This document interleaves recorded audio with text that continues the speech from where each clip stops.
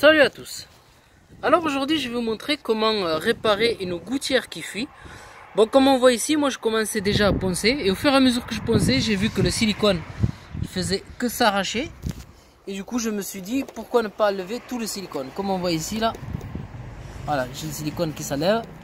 Et je me suis dit pourquoi ne pas lever totalement le silicone pour pouvoir faire un bon travail et que ça soit carrément qu'il n'y ait pas de fuite. Parce que là, comme on voit ici, en fait le silicone il était bien collé, mais avec le temps il s'est décollé. Et comme on voit là, l'eau elle s'infiltre par là, sur les côtés. Et là ça fait des fuites et en bas, quand on est en dessous, en fait il y a tout le temps des gouttes qui tombent. Et c'est désagréable au moment des pluies, des grosses gouttes qui tombent. C'est vraiment désagréable. Ça peut vous abîmer le béton, ça peut vous abîmer le carrelage si vous avez du carrelage, ainsi de suite. Voilà, là c'est des gouttières en aluminium. Ça peut se faire sur des gouttières en PVC aussi. Mais sur des gouttières en zinc, c'est très rare que la soudure elle se décolle. Voilà. Mais sur du PVC, si vous avez des gouttières en PVC, avec le temps, le silicone il finira par fuir et du coup, vous allez devoir mettre du silicone. Alors c'est pour ça que je fais cette vidéo là.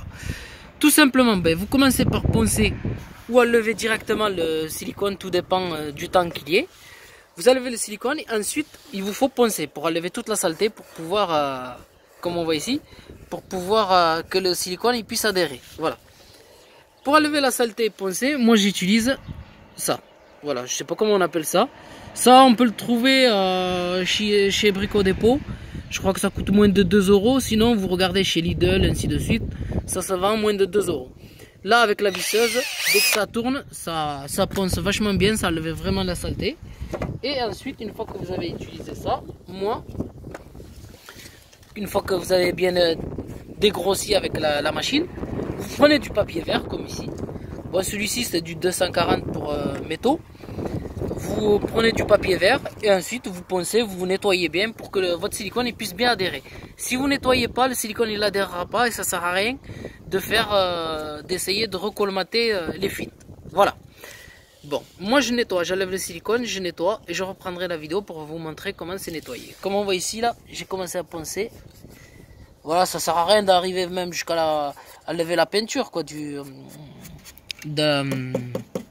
la gouttière. Tout simplement, vous nettoyez juste la partie là où c'est sale, c'est sale, voilà.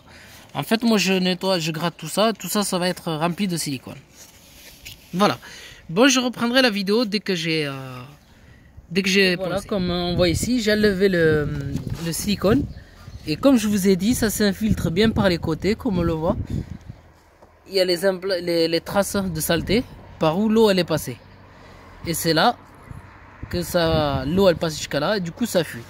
Comme on voit ici, moi j'ai arraché le silicone entier. Voilà, on le voit en plus, c'est dans les angles, les traces qu'il y a. Et c'est par là où l'eau elle passe. Voilà. N'hésitez pas tout d'abord d'arracher le silicone totalement. Ensuite, une fois que vous l'avez arraché, vous poncez. Voilà, vous faites comme ça, vous arrachez le silicone.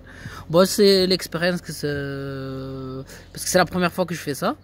Et c'est le premier, du coup, j'ai filmé directement.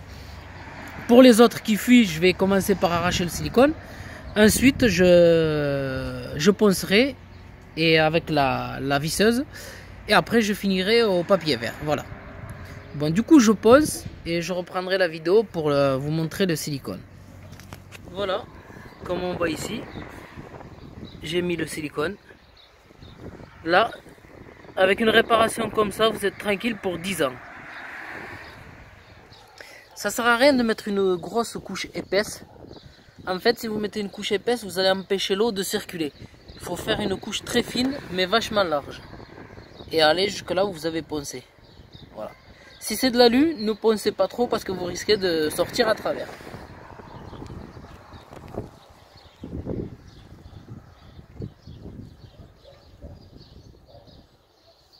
Voilà, comme on voit ici.